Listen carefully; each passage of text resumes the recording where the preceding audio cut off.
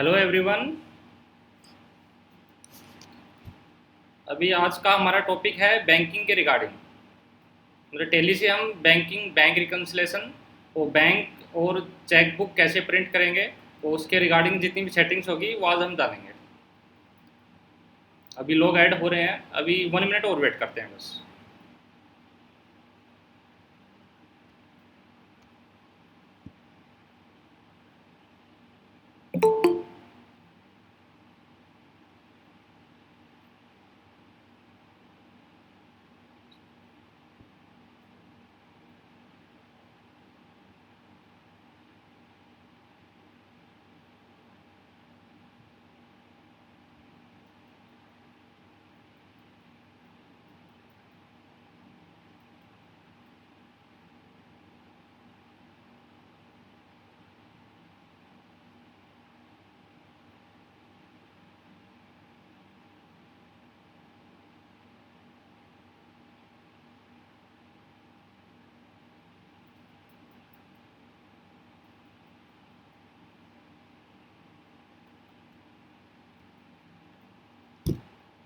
मेरी वॉइस सबको क्लियर आ रही है?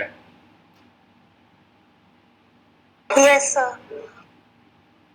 अभी स्टार्ट करें अभी।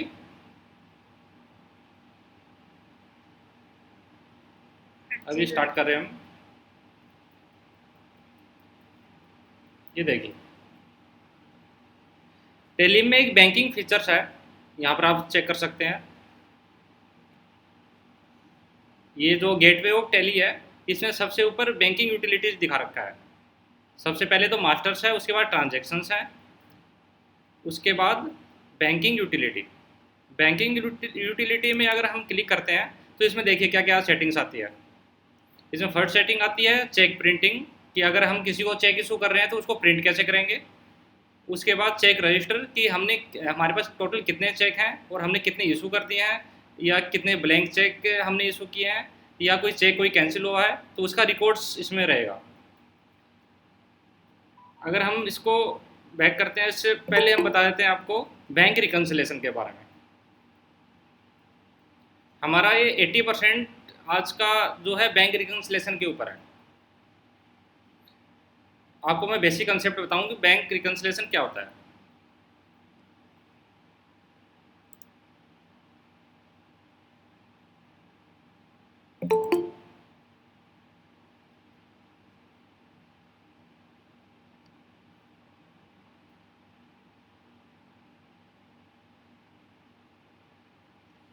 ये देखिए, ये हमारा बैंक रिकन्सिलेशन है। बैंक रिकन्सिलेशन के पार्ट देखिए। पहले मैं आपको दिखा देता हूँ कि बैंक रिकन्सिलेशन इस टाइप का होता है। ये ये हमारा बैंक रिकन्सिलेशन। जैसे हमारे कंपनी का नेम आ गया, उसके बाद कौन सा बैंक है, फिर बैंक रिकन्सिलेशन कौन से मंथ का है, फॉर एग्जांपल मई 21 का है। उसके बाद जो हमारा जो बैंक बैलेंस आ रहा है इन हमारे बुक्स ऑफ अकाउंट्स में, मतलब कि टेली में जो हमारा बैलेंस आ रहा है वो हम पहले इसमें लिखेंगे। फॉर एग्जांपल 31 मई को हमारा जो बैलेंस है वो 13,000 है। और हमारा जो बैंक बैलेंस है, हमारा जो बैंक बैलेंस है वो हमारा है 1,12,600। तो इसके बीच का क्या डिफरेंसेज है, वो बैंक रिकन्सिलेशन होता है। हमारे बुक्स ऑफ अकाउंट्स में हमारा मान लो अगर एच बैंक है, उसका बैलेंस 13,000 दिखा रहा है, और हमारा बैंक बैलेंस मतलब कि बैंक स्टेटमेंट में जो दिखा रहा है वो 1,12,600 दिखा रहा है।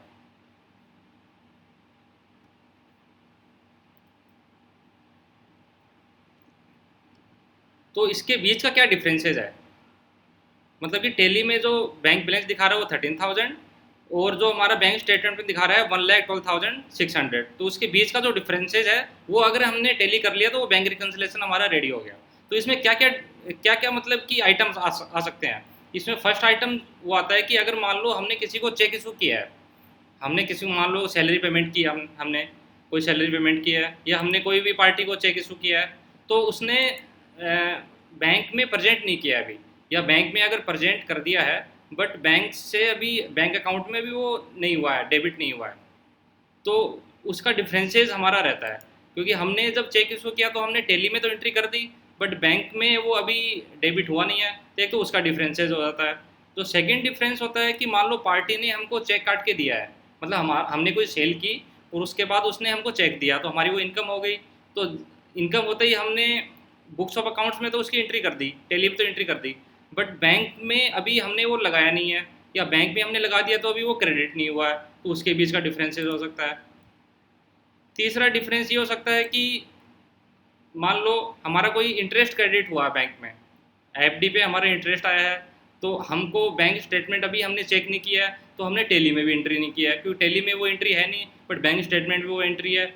या हमको कोई डिविडेंड मिला है कंपनी से, तो हमको ये भी नहीं पता, क्योंकि जैसे ही हमको इंटरेस्ट मिला, वो डिविडेंड मिला, हमको बैंक स्टेटमेंट हम चेक करेंगे तभी आइडिया लगेगा, अभी हमने टेली में एंट्री नहीं किया है, तो इसका डिफरेंसेस रहता है।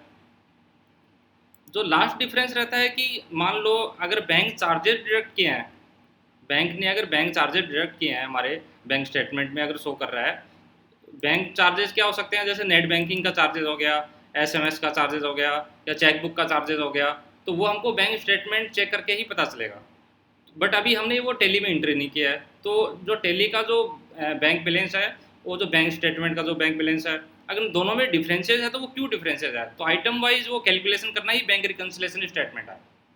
तो इसको पहले हम अभी चेक करेंगे। ये तो मैंने एक एग्जांपल बताया है, ये हमारा ब्लैंक फॉर्मेट है, इसको अभी हम सबमिट करेंगे। इसको अभी हम मिनिमाइज कर देते हैं, और फर्स्ट ऑफ ऑल हम एंट्रीज पे आते हैं। हम कुछ एंट्रीज करेंगे, जैसे बैंक रिकन्सिलेशन स्टेटमेंट के लिए हमको कुछ एंट्रीज करनी पड़ेगी, तो एक हम न्यू बैंक क्रिएट करते हैं, उससे एग्जांपल समझ में आएगा। इसके लिए हम अभी जाएंगे क्रिएट में, हमने क्रिएट किया, हमको क्या क्रिएट करना है, एक लेजर क्रिएट करना है। हमने for example HDFC bank show किया है, एचडीएफसी बैंक हम क्रिएट कर रहे हैं।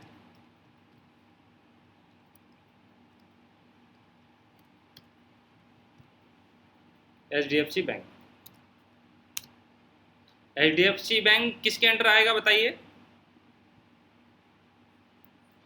एचडीएफसी बैंक किसके अंडर आएगा, कोई बताएगा मुझे। हम जो बैंक अकाउंट क्रिएट कर रहे हैं वो किसके अंडर क्रिएट करेंगे, कोई सुन पा रहा है मेरी आवाज़। Yes sir. ये जो बैंक अकाउंट हम क्रिएट करेंगे वो किसके अंडर करेंगे, बैंक अकाउंट। हाँ, अकाउंट। एक्चुअली में बैंक अकाउंट हमारी असेट्स है, तो बैंक अकाउंट पहले से बना हुआ है, तो हम बैंक अकाउंट में क्रिएट कर लेंगे। अब देखिए बैंक अकाउंट जैसे ही हमने डाला, देखो करंट असेट्स इसमें ब्रैकेट में लिखा है, करंट असेट्स। सर आप मेरे को सुन पा रहे हैं? हाँ जी, हाँ जी, बताइए। ओके बस यही सर, बोल। फिर इसका इंटर करेंगे हम, मतलब ये बैंक अकाउंट जब इफेक्टिव है वो 1 अप्रैल 21 से इफेक्टिव है। इसको एंट्री किया, बैंक होल्डर नेम मान लो अमित लिख दिया इसमें, उसके बाद अकाउंट नंबर हम मान लो रेंडमली कुछ भी डाल दिया। फिर नेक्स्ट आए आईएफएससी कोड, आईएफएससी कोड हमने कुछ भी डाल दिया। स्विफ्ट कोड, बैंक नेम ये अभी चलने देते हैं। ब्रांच दिल्ली, दिल्ली की ब्रांच है हमारी। बीएसआर कोड छोड़ देते हैं। अब देखिए इसमें set alter range of chequebook, इसमें चेकबुक की इन्फॉर्मेशन हमको डालनी है, इसमें शो कर रहा ना ये set alter range of chequebook. इसको हम जैसे ही यस करते हैं, ये हमको इन्फॉर्मेशन पूछता है कि आपके पास जो चेकबुक है उसकी सीरीज बताइए। तो हमारी जो चेकबुक की सीरीज है वो देखिए हमने यहाँ रेडी कर रखी है। हमारा जो फर्स्ट चेकबुक है उसका जो फर्स्ट नंबर है वो ये है 10001। इसको कॉपी करके हम इसमें पेस्ट कर देते हैं। फिर टैब,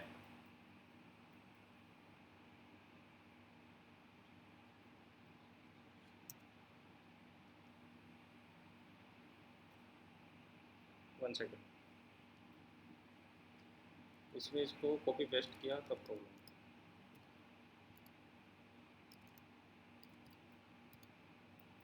इसको ये आगे नहीं बढ़ रहा है, वन सेकेंड।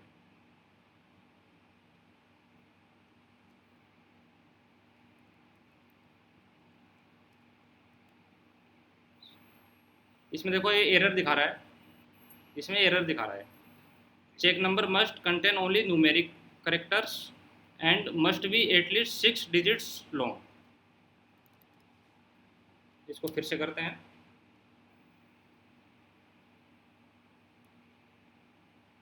इसको इंटर करते हैं, इंटर में इसको हम पहले डिलीट करते हैं।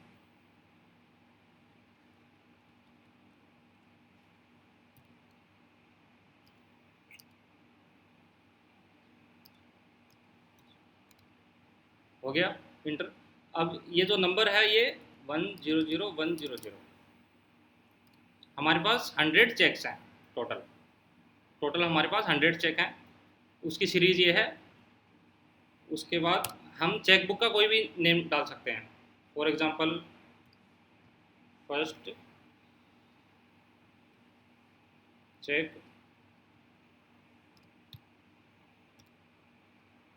ये हमारा चेक बुक रेडी हो गई। उसके बाद enable cheque printing, cheque printing हमको करनी है, हमको आज सीखना है कि कैसे चेक की हम प्रिंटिंग करेंगे। इसको यस किया। चेक प्रिंटिंग कॉन्फ़िगरेशन, इसको अगर हम यस करते हैं तो इसमें देखिए चेक प्रिंटिंग की कुछ सेटिंग्स आ जाती है। अब चेक प्रिंटिंग की सेटिंग्स में ये हमसे पूछ रहा है कि भी चेक की विड्थ क्या है, हाइट क्या है, या जितनी भी सेटिंग्स है जो प्रिंटिंग वाली सेटिंग है वो पूछ रहा है। तो हमको इसमें कोई दिमाग नहीं लगाना है। यहाँ पर देखेंगे कॉपी फॉर्म का एक ऑप्शन आ रहा है, कॉपी फॉर्म। जैसे ही हम कॉपी फॉर्म में क्लिक करेंगे तो इसमें पूछ रहा है सैम्पल फॉर्मेट, तो सैम्पल फॉर्मेट में हम इंटर कर देंगे तो ये ऑटोमेटिक इसमें आ गया, हमको ये याद रखना नहीं है। इसमें हमको कुछ नहीं करना, बस हमको कॉपी फॉर्म में सैम्पल फॉर्मेट पे सिलेक्ट कर लेना है और इसको एक्सेप्ट कर लेना है। यहाँ से हमने एक्सेप्ट किया और हमने एक्सेप्ट करते ही ये प्रीव्यू पूछ रहा है, प्रीव्यू। तो प्रीव्यू करके देखते हैं। अब देखिए ये प्रीव्यू आया है,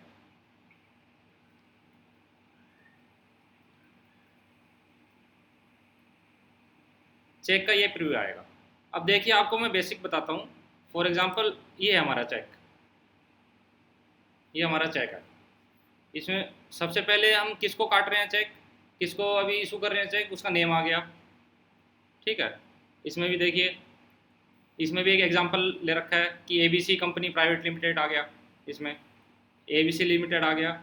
उसके बाद जो सेकंड आता है वो आता है कि डेट, कौन सी डेट को इशू कर रहे हैं, तो यहाँ पर ये डेट आ जाएगा, यहाँ पर ऑटोमेटिक ये डेट ले लेगा। उसके बाद ये पूछ रहा है कि कितने अमाउंट का है, तो ऑटोमेटिक यहाँ पर अमाउंट शो हो जाएगा।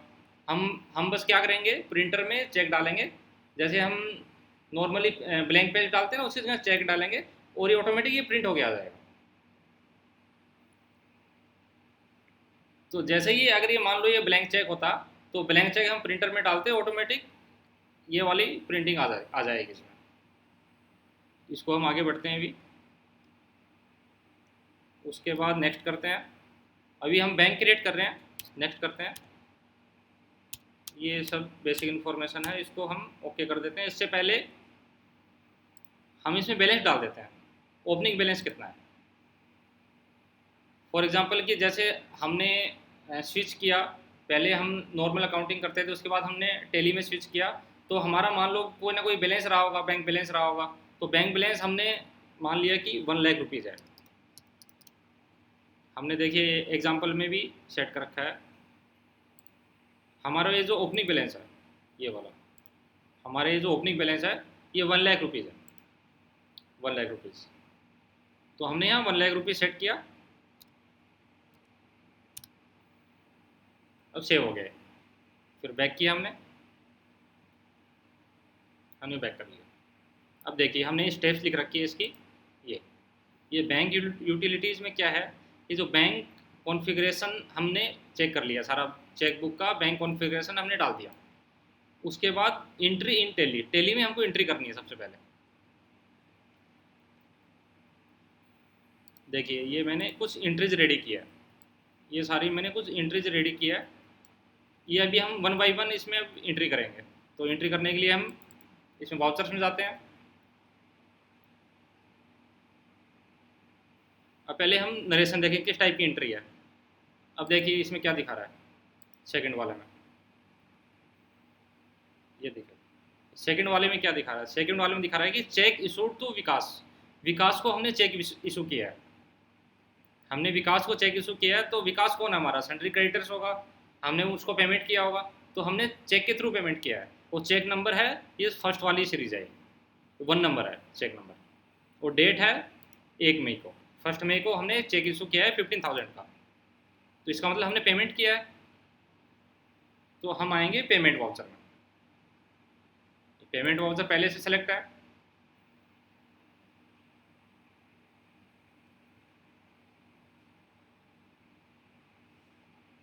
इसमें फर्स्ट हम डेट डालेंगे, डेट डालने के लिए F2 है,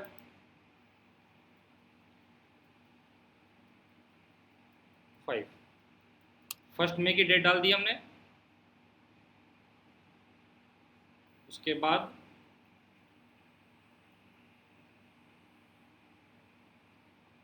हम चेंज मोड पे आएंगे,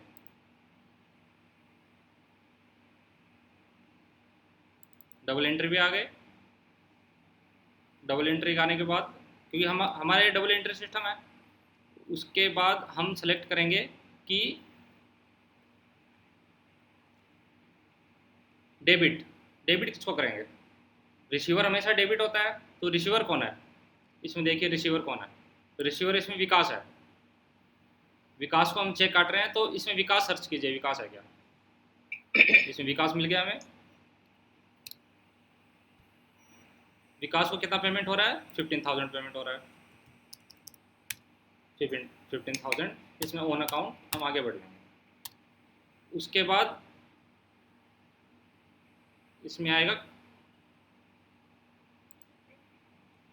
क्रेडिट, क्रेडिट हमारा होगा, हमने कौन सा बैंक बनाया, HDFC बैंक बनाया, HDFC बैंक। अब चेक की इन्फॉर्मेशन पूछ रहा है, चेक की इन्फॉर्मेशन में देखिए सबसे फर्स्ट वाला चेक ऑटोमेटिक पिक कर लिया इसने, हमने भी फर्स्ट वाला ही चेक काटा था इसको, तो फर्स्ट वाला चेक ऑटोमेटिक पिक किया, और डेट पूछ रहा है तो 1 मई को हमने चेक काटा है इसको। नरेशन नहीं डालते हैं, आगे बढ़ लेते हैं। अभी प्रीव्यू पूछ रहा है कि प्रिंट कर सकते हैं अभी, तो अभी प्रीव्यू देखते हैं इसका। अब देखिए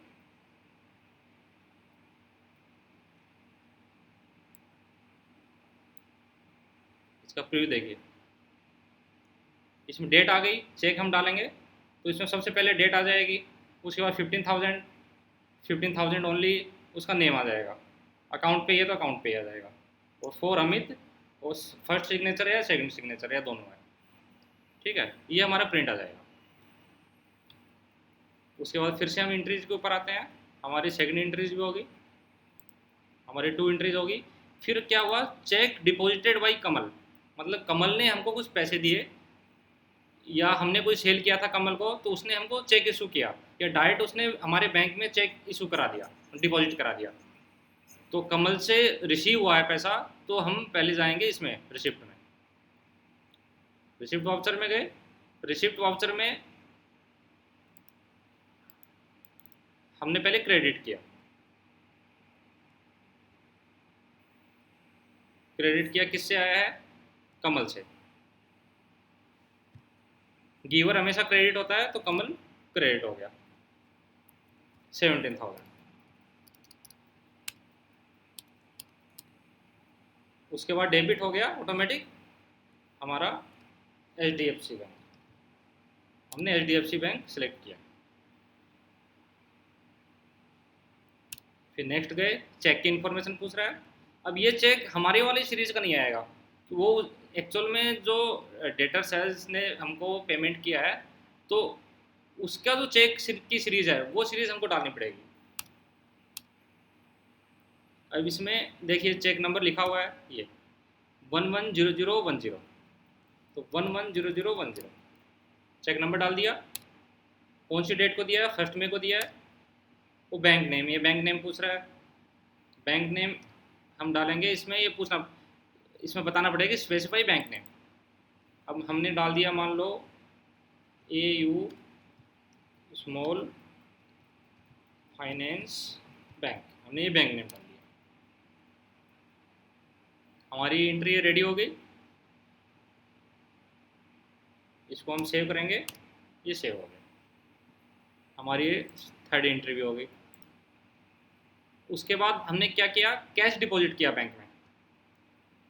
हमने बैंक में कैश डिपॉजिट किया। तो बैंक में जब कैश डिपॉजिट करते हैं तो हम कॉन्ट्रा एंट्री करते हैं।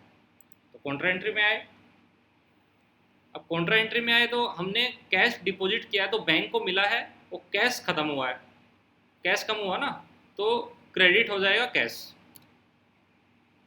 कितना होगा, 10,000 से 10,000, वो डेबिट हो गया बैंक।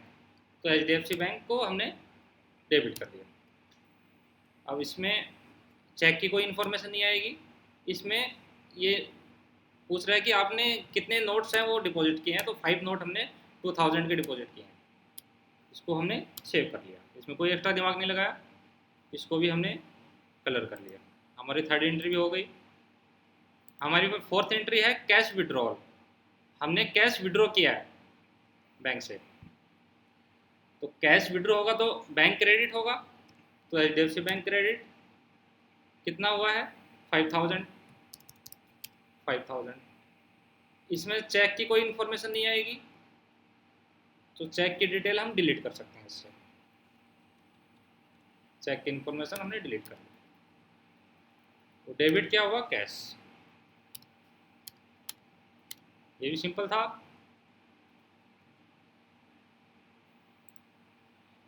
फिर हमने, अब देखिए इसमें देखो इन एंट्रीज में और ये इन वाली एंट्रीज में कुछ डिफरेंसेज है।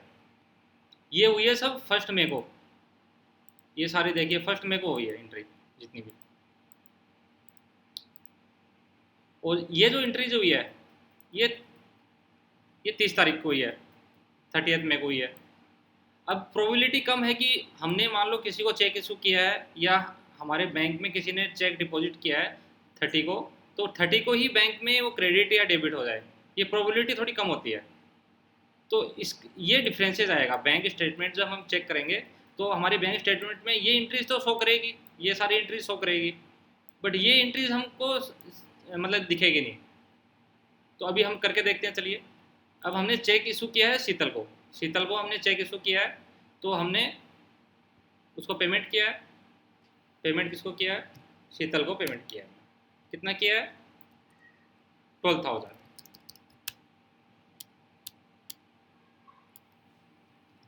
HDFC बैंक हमने सेलेक्ट किया। हमने कौन सा चेक नंबर इशू किया, सेकंड नंबर चेक इशू किया, तो इसमें भी second number check issue automatic ले लिया इसने। अब ये डेट चेंज करनी पड़ेगी। हमने 30 डाल दी।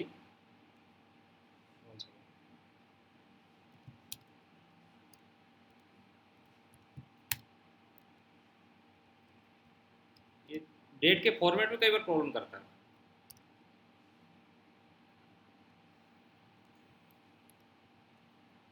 इसको बैक करते हैं, इसको फिर से जाते हैं आगे। अगर आप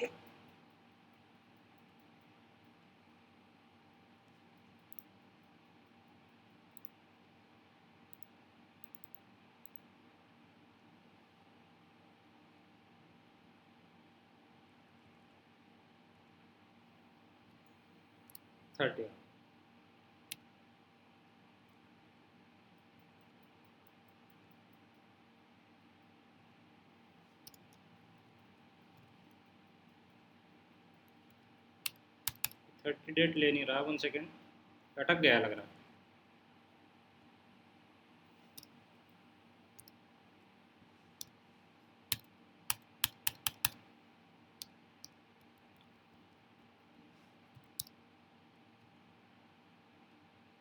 इसको फिर से बैक करते हैं, इसको फिर आगे बढ़ते हैं। इसका हम करेंगे, अभी इसको हम मान लेते हैं कि 1 मई को ही हुआ है, क्योंकि एक्चुअल में कुछ मिस्टेक आ रही है। इसको हमने एंट्री की और सेव कर लिया। उसके बाद ये हमने इसको सेकंड चेक भी इशू कर दिया। उसके बाद पार्टी ने हमको फिर से, महेश ने दिया है चेक, तो हमको रिसीव हुआ है। वो रिसीव हो गया।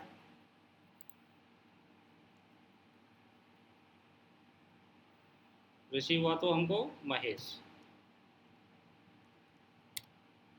से पैसे आए हैं। कितने आए हैं? 18,000।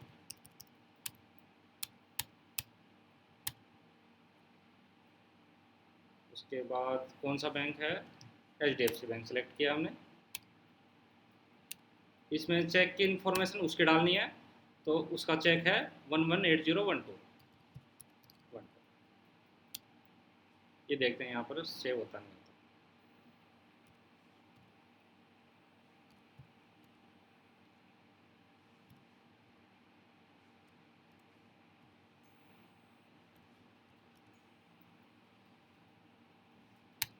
ये मुझे लग रहा है डेट में कुछ प्रॉब्लम कर रहा है। एक्चुअल में एजुकेशन वर्जन है ना, इसको अभी सेम डेट रखते हैं। इसको हम सेम डेट रखते हैं। ये भी सेव हो गया। उसके बाद हमने एक सैलरी पेमेंट किया। ये हमने सैलरी पेमेंट की है, तो सैलरी पेमेंट में हमको पेमेंट वाउचर में डालना पड़ेगा। तो फॉर एग्जांपल हमने ये बेसिक सैलरी पेमेंट की है। ये बेसिक सैलरी हमने पेमेंट की है। बेसिक सैलरी हमने कितनी पेमेंट की है? 1,00,000 रुपीज़।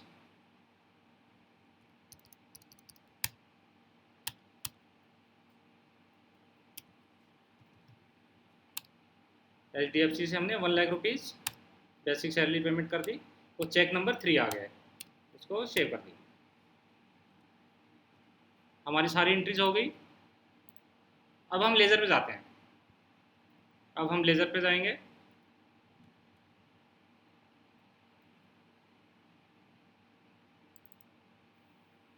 जैसे हम बैलेंस शीट पे गए, बैलेंस शीट पे हमने करंट असेट्स पे गए, करंट असेट्स पे हमने बैंक बैलेंस पे गए। बैंक अकाउंट में हमारे 3 अकाउंट हैं, उसमें हम HDFC बैंक पे गए। अब HDFC बैंक में हमने डिटेल ओपन की है इसकी। 1 सेकेंड।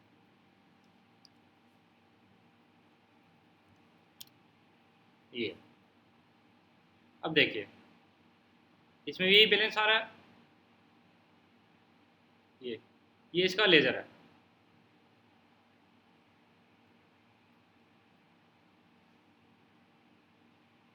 ये इसका लेज़र है। इसमें देखिए ओपनिंग बैलेंस हमारा 1,00,000 था। ओपनिंग बैलेंस हमारा 1,00,000 है इसमें। ये ओपनिंग बैलेंस हमारा 1,00,000 है। उसके बाद हमने चेक इशू किया 15,000 हमने चेक इशू किया। उसके बाद चेक डिपॉजिट हुआ 17,000 और कैश डिपॉजिट हुआ 10,000। तो 17,000 10,000 डिपॉजिट हो गया। उसके बाद कैश विड्रॉ हुआ 5,000 और चेक फिर से इशू किया 12,000। तो 5,000 12,000। उसके बाद किसी से हमने चेक रिसीव किया 18,000 और सैलरी पेमेंट की। तो 18,000 और सैलरी पेमेंट की। तो फाइनल हमारा जो क्लोजिंग बैलेंस आ गया वो 13,000 आ गया। इसमें 13,000 शो कर रहा है ना, इसमें भी 13,000 शो कर रहा है। इसका मतलब हमारा जो HDFC लेजर है वो टेली में 13,000 बैलेंस शो कर रहा है। बट हमारे पास फिर हमने चेक किया कि चलो हम बैंक स्टेटमेंट चेक करते हैं। तो बैंक स्टेटमेंट में क्या हुआ देखिए, बैंक स्टेटमेंट में ये हुआ कि ओपनिंग बैलेंस तो दिखा रहा था 1,00,000 रुपीज़, ये ओपनिंग बैलेंस दिखा रहा है। हम जब बैंक स्टेटमेंट चेक करेंगे तो हमारे क्रेडिट में 1,00,000 रुपीज़ दिखा रहा है। उसके बाद जो नेक्स्ट था विकास को हमने पेमेंट किया था 15,000। तो हमारे बैंक स्टेट में 15,000 ये भी बैलेंस दिखा रहा है, 15,000 पेमेंट दिखा रहा है। 15,000 ये पेमेंट दिखा रहा है, चेक इशू दिखा रहा है, वो रेफरेंस नंबर दिखा रहा है 1। उसके बाद जो नेक्स्ट है हमने 10,000 डिपॉजिट किया था, तो 10,000 डिपॉजिट वाली एंट्री भी आ गई इसमें। ये 10,000 डिपॉजिट वाली भी एंट्री आ गई। तो 17,000 10,000 15,000 10,000 17,000 15,000 ये हमारी एंट्री है बैंक में। इसका मतलब हमारे टेली में और बैंक में ये सब टेली है, नो प्रॉब्लम। ओपनिंग बैलेंस भी टेली है। हमने कैश विड्रॉ किया था 5,000, यहाँ पर कैश विड्रॉ किया था हमने 5,000। वो भी हमारा टेली है। अब देखिए इसमें कुछ न्यू एंट्रीज आ रही है, इसमें कुछ न्यू एंट्रीज आ रही है। ये हमको बैंक स्टेटमेंट चेक करके पता चला। क्या पता चला? कि नेट बैंकिंग चार्जेस बैंक ने 1500 डिडक्ट किए हैं, एसएमएस चार्जेस कंपनी ने 700 डिडक्ट किए हैं, इंटरेस्ट ऑन एफडी पे हमारा पैसा आया है, इनकम हुई है हमें, और डिविडेंड क्रेडिट हुआ है हमको 550 रुपीज़। ये 4 न्यू एंट्रीज है जो हमारे अभी टेली में नहीं हुई है। तो इसको हम आगे बताएंगे क्या करना है। अब हमको ये चेक करना है कि अभी कौन सी एंट्रीज अभी नहीं आई है। अब देखिए हमने शीतल को पेमेंट किया था 12,000, हमने चेक इशू किया था शीतल को, इसमें देखिए नहीं आया। हमने चेक शीतल को दिया था, शीतल ने अभी 1 मंथ तक बैंक में अभी नहीं डाला है। तो जब तक वो बैंक में ही प्रेजेंट नहीं करेगा तब तक बैंक है वो डेबिट नहीं करेगा। तो बैंक स्टेटमेंट में इसकी कोई एंट्री नहीं आ रही है अभी। उसके बाद किसी ने हमारे बिहाफ पे 18,000 डिपॉजिट किए थे, या किसी ने मतलब कि महेश ने हमको पेमेंट किया था 18,000, बट बैंक स्टेटमेंट में अभी तक वो क्रेडिट नहीं हुआ है। 18,000 बैंक स्टेटमेंट में अभी क्रेडिट नहीं हुआ हो। उसके बाद हमने सैलरी पेमेंट की थी 1 लाख रुपीज़, वो भी अभी डेबिट नहीं हुआ है बैंक स्टेटमेंट में। तो बैंक स्टेटमेंट में अभी बैलेंस आ रहा है हमारा 1,12,600, और हमारा जो टेली के हिसाब से जो आ रहा है बैलेंस वो आ रहा है 13,000। अब इन दोनों को हमको टेली करना है, कौन कौन सी एंट्रीज का डिफरेंसेस है। इसके लिए हमको बैंक स्टेटमेंट में जाना पड़ेगा, इसमें सॉरी बैंक रिकन्सिलेशन स्टेटमेंट में जाना पड़ेगा। ये हमारा बैंक रिकन्सिलेशन स्टेटमेंट,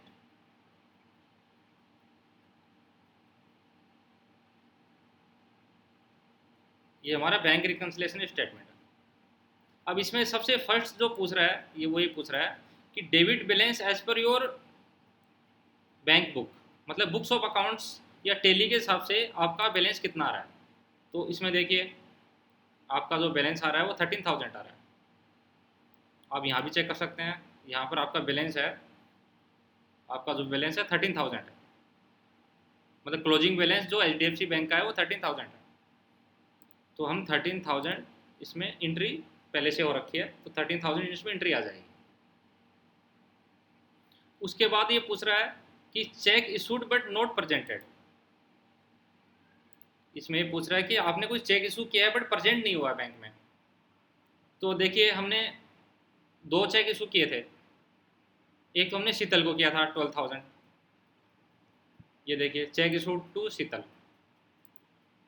इस पर हमने 12,000 चेक इशू किया था।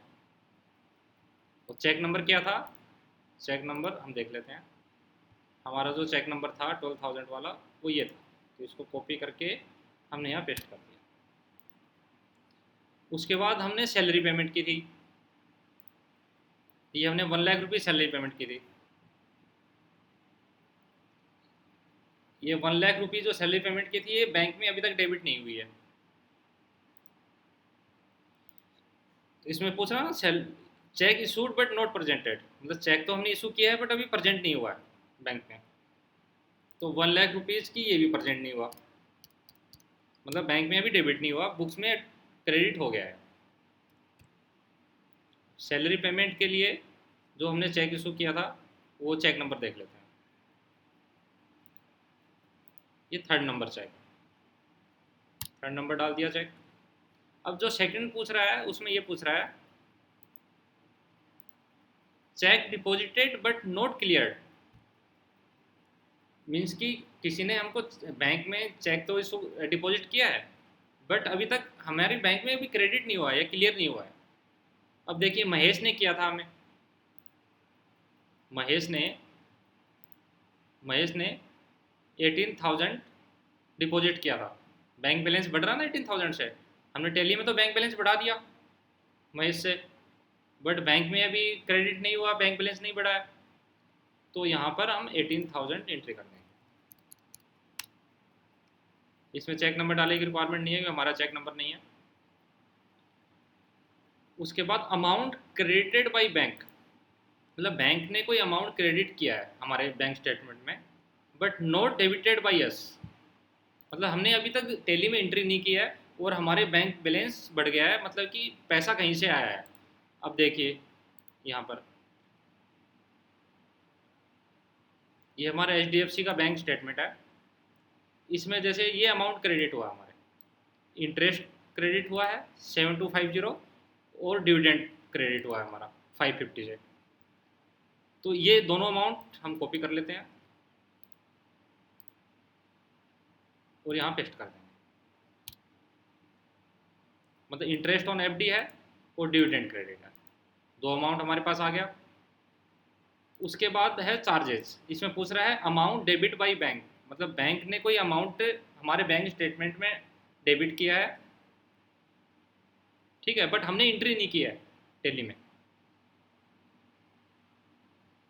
अब देखिए ये नेट बैंकिंग चार्जेस और SMS चार्जेस, ये दो दिख रहे हैं ना, नेट बैंकिंग चार्जेस और SMS चार्जेस जो है, ये अभी हमने टैली में एंट्री नहीं किया है बट हमारे बैंक स्टेटमेंट से डिडक्ट हो चुके हैं। तो इसको हम कॉपी करेंगे और इसमें पेस्ट कर देंगे, ठीक है। अब देखिए यहाँ पर क्या शो कर रहा है, इसमें शो कर रहा है टैली के हिसाब से कितना बैलेंस आ रहा है 13,000। टैली का बैलेंस आ रहा है 13,000, ये टैली है 13,000 बैलेंस आ रहा है, टैली में 13,000 बैलेंस है। और ये पूछ रहा है बैलेंस एज पर, तो ये पूछ रहा है balance as per statement, statement के हिसाब से कितना बैलेंस आ रहा है।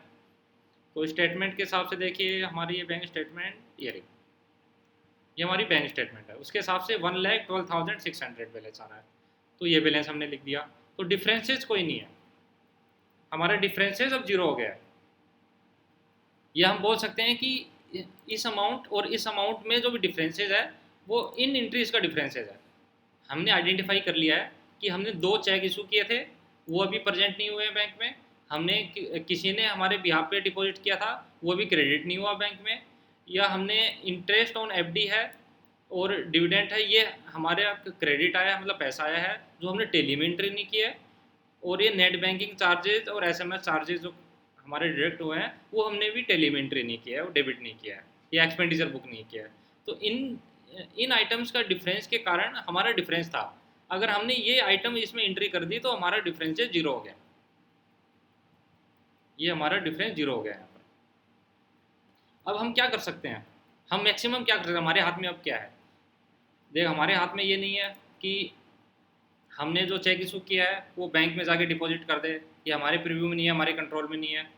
या फिर हम बैंक को बोल दें कि भैया आपने जो आपने जो किसी पार्टी ने हमारे बिहाफ पे जो चेक डिपॉजिट किया है वो आप क्लियर कर दीजिए, वो भी हमारे हाथ में नहीं है। बट देखो ये हमारे हाथ में है, हम टैली में तो एंट्री कर सकते हैं ना, टैली में तो एडजस्टमेंट कर सकते हैं। तो टैली में एडजस्टमेंट हम क्या करेंगे, जो हमारे पास इंटरेस्ट की इनकम हुई है, डिविडेंड की इनकम हुई है, वो हम इनकम बुक कर देते हैं। अब देखिए हम इनकम बुक करते हैं, हम बैक करेंगे, हम वाउचर पे आएंगे। फर्स्ट क्या है हमारी, ये इनकम हुई है। तो इनकम क्या होती है, रिसीट होती है। इस पर हम क्या करेंगे, क्रेडिट क्या होगा, इनकम होगा। अब फर्स्ट क्या है, इंटरेस्ट। ये देखिए इंटरेस्ट इनकम है, इंटरेस्ट इनकम हमने क्रेडिट किया है, कितने से किया है 7250, 7250 इसे क्रेडिट की। उसके बाद डेबिट पूछ रहा है कौन सा बैंक है, हमारा HDFC बैंक, हमारा HDFC बैंक डेबिट हो गया। ये इन्फॉर्मेशन डालने की रिक्वायरमेंट नहीं है, इसको हम सेव कर देते हैं। ये हम यहाँ पर हमने टैली में एंट्री कर दी, तो ये हम यहाँ पर बैलेंस हम डिलीट कर देंगे, ये हमने डिलीट कर दिया यहाँ से। उसके बाद डिविडेंड क्रेडिट हुआ है, तो डिविडेंड सर्च करते हैं इसमें, ये डिविडेंड की इनकम है। डिविडेंड कितना है 550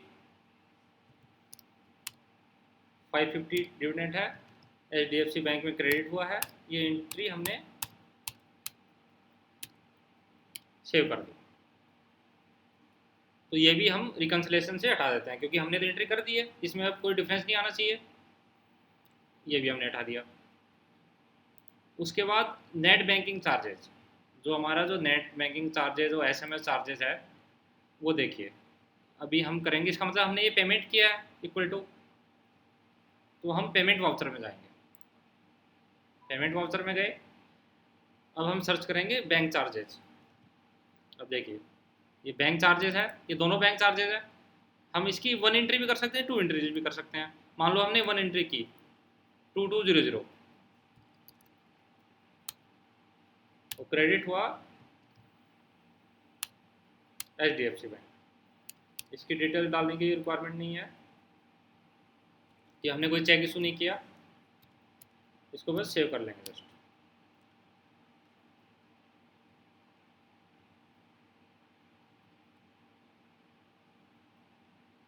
हमने सेव कर लिया, तो ये भी एंट्री हम यहाँ से हटा देते हैं। अब देखिए डिफरेंस आ गया है हमारा। डिफरेंस क्या आया हमारा, 5600 का डिफरेंस आ गया।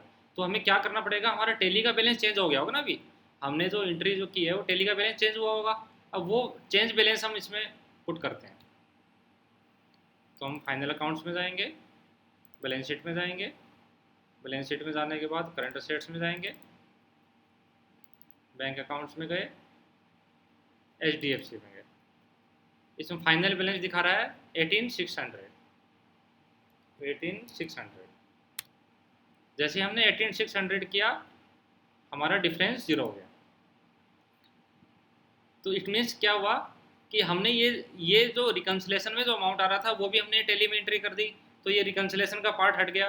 अब हमारा रिकन्सिलेशन का पार्ट बचे 3 एंट्रीज है, ये 1 2 3।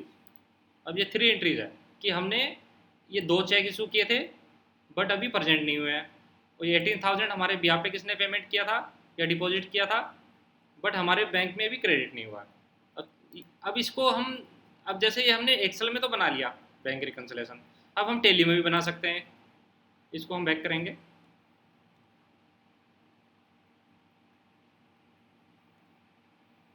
अब ये जो बैंकिंग यूटिलिटी है इसमें आएंगे। इसमें देखिए सबसे ऊपर दिख रहा है, इसमें शो कर रहा है ना बैंक रिकन्सिलेशन। अभी हम बैंक रिकन्सिलेशन बनाएंगे। सबसे पहले डाउट पूछ लेते हैं लोगों से।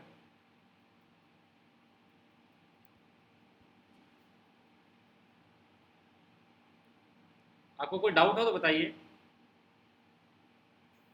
नो सर, सॉरी, मैं कल वाली एनर्जी शो नहीं कर पा रहा, मैं थोड़ा सिक हूँ आज। इसमें किसी को डाउट हो तो बताइए, या आगे चलें? यस सर, चलिए।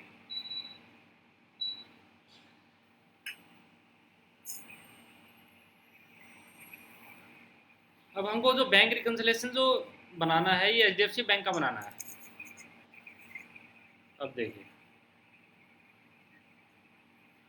ये कुछ एंट्रीज शो कर रहा है, ये वही एंट्रीज है। हमने 15,000 है पेमेंट किया था, 17,000 10,000 है, ये हमारा डेबिट हुआ था। अब ये सेम एंट्री है सारी। ये देखिए 550 7250 ये हमने डेबिट किए थे, बैंक चार्जेस थे, सॉरी बैंक चार्जेस ये हैं। ये हमारा इंटरेस्ट इनकम है, ये डिविडेंड इनकम है। अब हमको क्या करना पड़ेगा, ये जितनी भी एंट्रीज है उसके आगे जो बैंक डेट डालनी पड़ेगी। ये देखो ये हमारी इंस्ट्रूमेंट डेट है, ये इंस्ट्रूमेंट डेट आ रही है, मतलब चेक की डेट आ रही है सारी। हमको बैंक की डेट डालनी पड़ेगी। बैंक की डेट क्या है, अब हम बैंक की डेट वो डेट डालेंगे। अब सबसे पहले हमको बैंक स्टेटमेंट ओपन करना पड़ेगा। ये हमारा बैंक स्टेटमेंट है, ये हमारा HDFC का बैंक स्टेटमेंट है ये। तो इसके लिए हमको अभी ये बैंक की डिटेल डालनी पड़ेगी। अब ये 15,000 जो है, ये 15,000 वाली एंट्रीज है, तो 15,000 वाली एंट्री भी सेम डेट पे हुई है। ओके, 17,000 वाली एंट्रीज, ये जो 17,000 वाली एंट्रीज है ये भी सेम डेट पे हुई है। उसके बाद जो 10,000 वाली एंट्रीज है, ये 10,000 वाली जो कैश डिपॉजिट वाली एंट्री है, ये भी हमारी बैंक स्टेटमेंट में शो कर रही है, तो ये भी सेम डेट पे आ गई। 5,000 और 12,000, और 12,000 है वो नहीं आई इसमें, पहले 5,000 इसको कर देते हैं, 5,000 भी आ गई थी। अब 12,000 मई के बैंक स्टेटमेंट में नहीं आ रही, आप चेक कर पा रहे हैं, जो 12,000 जो था, जो हमारे बैंक रिकन्सिलेशन में भी था, ये देखिए, ये जो 12,000 जो है बैंक रिकन्सिलेशन में, इसका क्या मतलब था, check issued but not presented. इसका मतलब कि मई में ये प्रेजेंट नहीं हुआ है, तो हम ये मान लेते हैं कि ये जून में प्रेजेंट हुआ है। ये 1 जून की हमने एंट्री कर दी है। उसके बाद जो 18,000 है, जो 18,000 वाली एंट्री है, ये भी मई में शो नहीं हो रखी है, अगर हो रखी होती तो रिकन्सिलेशन में नहीं आती, तो ये भी हम 1 जून को कर देते हैं। 1 लाख वाली एंट्री भी नहीं थी, ये भी 1 जून को कर देते हैं। ये सारी आ गई थी एंट्री, ये फर्स्ट में,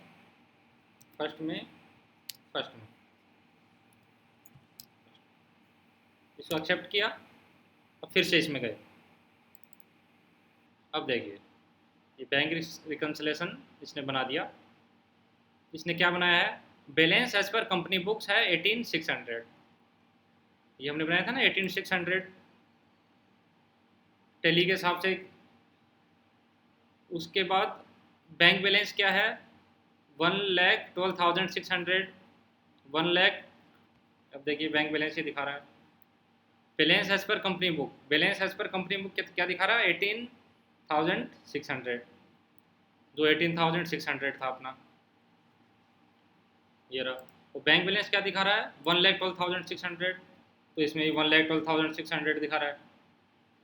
वो इसकी जो डिफरेंसेज है वो ये दिखा रहा है, ये 3 एंट्रीज का डिफरेंसेज था ना, 18,000 की एंट्री, 12,000 की एंट्री और 1 लाख की एंट्री, इनका डिफरेंसेज दिखा दिया इसने, जो हमने यहाँ दिखाया था 1 लाख, 12,000, 18,000, जो हमने एक्सेल वाले बैंक रिकन्सिलेशन में दिखाया था, वो सेम इसमें दिखा रहा है।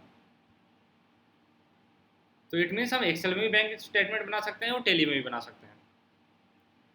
इसको हम बैक करते हैं।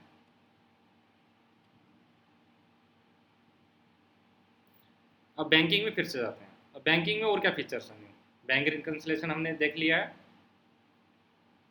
बैंक रिकन्सिलेशन का किसी में को कोई डाउट हो तो बताइए। सर इसमें तो बस कॉमन सेंस है, आपको बैंक स्टेटमेंट रखना है साइड में और टैली का बैलेंस रखना है, उसमें जो जो डिफरेंसेस है वो उसमें नोट करते जाना है, बस और कुछ नहीं। आगे बढ़े, किसी को डाउट नहीं हो तो।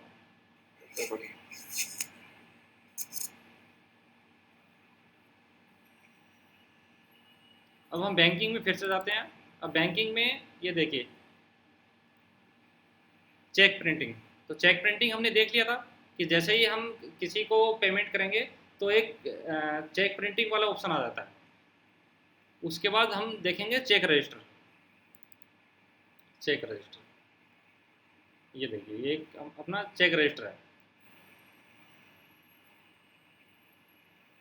अब चेक रजिस्टर में HDFC बैंक का हमने चेक रजिस्टर देखा।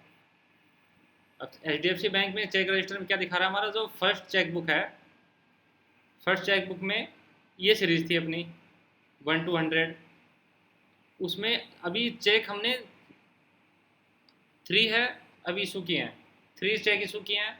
अभी अवेलेबल चेक कितने हैं, 97, और हमारे पास 97 चेक अवेलेबल है, और टोटल चेक थे हमारे 100। अगर हम इसमें भी फर्दर डिटेल में जाते हैं, अभी देखिए ये चेक वाइज समरी बता रहा है। इसमें क्या बता रहा है, फर्स्ट चेक, सेकंड चेक और थर्ड चेक, ये हमने विकास को इशू किया है, शीतल को इशू किया है, और सैलरी हमने पेमेंट किया है। ठीक है, इंस्ट्रूमेंट की डेट ये है, चेक नंबर ये है, अमाउंट ये है, ये अमाउंट है, ये इंस्ट्रूमेंट की डेट है, मतलब चेक की डेट है, और उसके बाद चेक नंबर ये है। तो हम चेक वाइज भी इंफॉर्मेशन हम चेक कर सकते हैं। उसके बाद हम एक ऑप्शन और चेक करते हैं।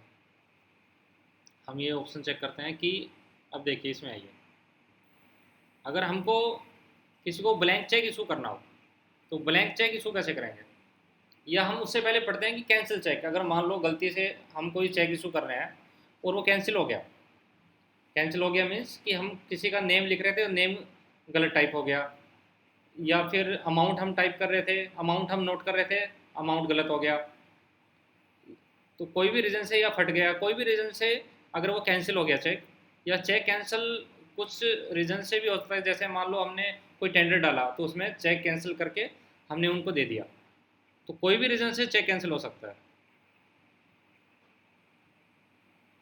इसके लिए देखिए चेक कैंसिल करने के लिए फॉर एग्जांपल हम 4 नंबर वाला चेक कैंसिल कर रहे हैं, तो इसके लिए हम जाएंगे, इस पर क्लिक किया हमने, सबसे पहले हमको इस पर क्लिक करना है। क्लिक करने के बाद हमको टैब दबाना है, टैब नहीं सॉरी स्पेस, हमको सिलेक्ट करने के लिए स्पेस दबाना है। इस पर देखिए नीचे शो भी कर रहा होगा, इसमें नीचे शो कर रहा है स्पेस दबाना,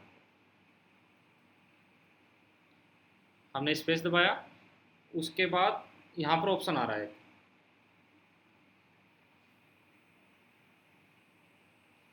इसमें आ रहा है अल्टर स्टेटस, तो अल्टर स्टेटस पे गए और कैंसिल चेक, चेक को हमको कैंसिल करना है। कैंसिल किया, मान लो से इसी डेट का था कैंसिल चेक, कोई रिमार्क्स लिख दिया,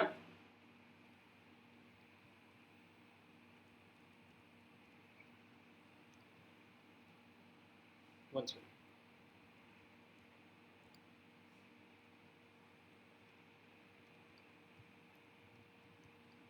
रॉन्ग अमाउंट, हमने कोई रॉन्ग अमाउंट डाल दिया, इसकी वजह से चेक कैंसिल हो गया। अब देखिए इसमें क्या दिखा रहा है, 3 चेक इशू थे, उसके बाद ये कैंसिल चेक, चेक कैंसिल दिखा रहा है, चेक कैंसिल हो गया ना अपना, तो हमारे रिकॉर्ड्स में आ गए। अगर हम इसको बैक करते हैं तो अभी अवेलेबल चेक्स हमारे पास 96 दिखा रहा है, अभी टोटल 96 दिखा रहा है, उसमें से हमने 3 इशू कर दिए और 1 कैंसिल कर दिया। अब नेक्स्ट हम पढ़ेंगे, इसको हम बैक कर लेते हैं एक बार और फिर से चेक रजिस्टर में जाते हैं, फिर से हम HDFC बैंक खोलते हैं।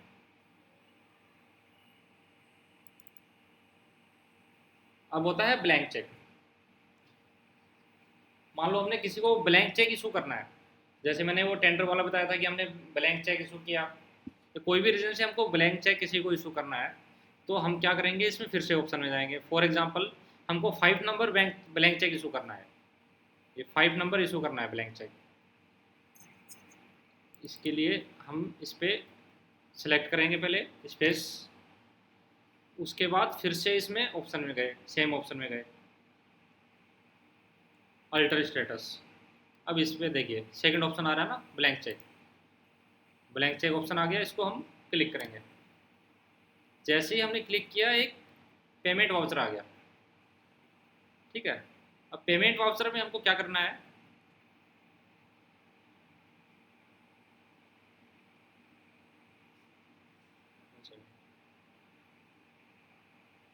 हमको पेमेंट वाउचर में क्या करना है, 1 सेकंड, फिर से हम करेंगे, बैक हो गया गलती से।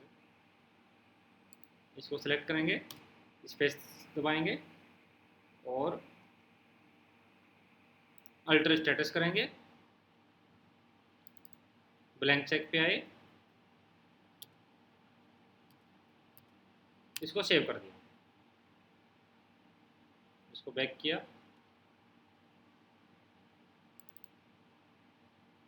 हुआ नहीं, 1 सेकंड, इसको फिर से करेंगे, स्पेस दबाया, स्पेस दबा के alter status, blank cheque,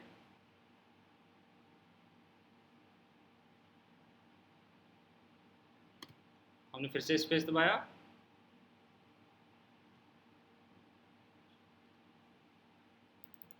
bank select किया, ये आ गया। अब देखिए इंस्ट्रूमेंट नंबर 5 है, इसको हमने सेव किया। अब ये ब्लैंक चेक आ गया। ये देखिए यहाँ पर ये ब्लैंक चेक दिखा रहा है, ये कैंसिल चेक दिखा रहा है, ये हमने कैंसिल किया, ये हमने ब्लैंक चेक इशू किया है, और 3 चेक हमने ये इशू किए हैं। तो टोटल हमारे 95 चेक अभी अवेलेबल है।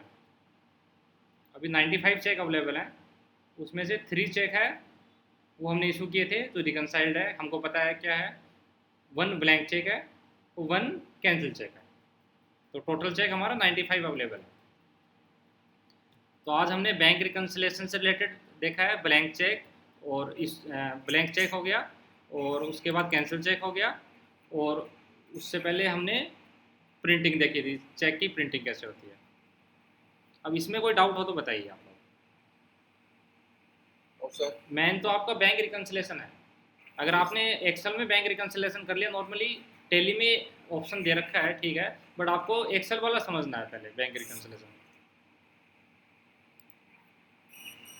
इसमें कुछ भी नहीं है। सबसे पहले आपको क्या कर लेना है,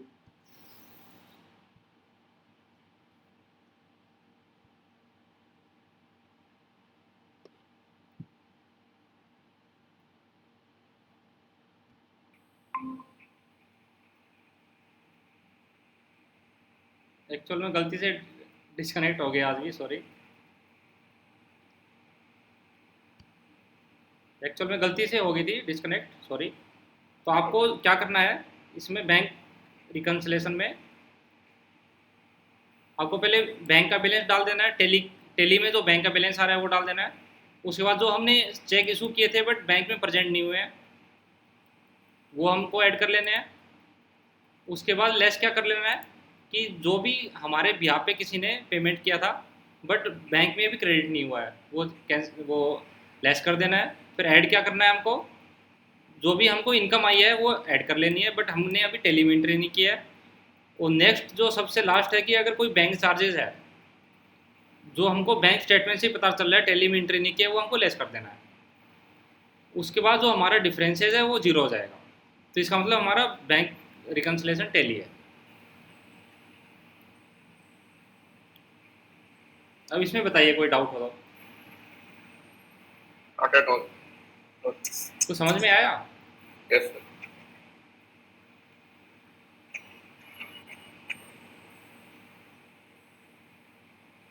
पीयूष जी कोई डाउट है आपको?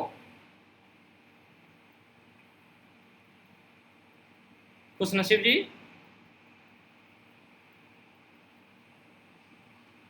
मुझे लग रहा है लोगों को नींद आ गई। इतना बोरिंग लेक्चर होता है, पता नहीं क्यों। नहीं सर, बोरिंग नहीं है सर, आप अच्छी तरह से पढ़ाते हो सर, एनर्जेटिक हो सर, ऐसा नहीं है। क्योंकि मेरी तबीयत खराब थी इसलिए बीच में कर नहीं पाया। क्या हो गया आपको? तो फीवर है। फीवर हो गया? हाँ सर। ये इंटरव्यू के बाद हुआ है, देख लो। इंटरव्यू ठीक गया था ना आपका? हाँ सर, क्या तो सही था। आपके भाई को तो नहीं है ना? अरे नहीं। तो वो सही है, इसका मतलब उनका इंटरव्यू अच्छा गया। नहीं यार, मैं मजाक कर रहा था। और बताइए। मुझे पता है सर, मुझे पता है सर, ऐसा कुछ नहीं। किसी को डाउट है तो बताइए। चलिए फिर आज की क्लास फिर एंड करते हैं। सर नोट्स नहीं दिया आपने मेरे को। आज दे दूंगा यार, पक्का। ठीक है सर। वो इकट्ठा करके सारे दे दूंगा। अच्छा सर, ठीक है। Okay thank you sir. Okay, thank you, good night. Good night sir. Okay, thank you.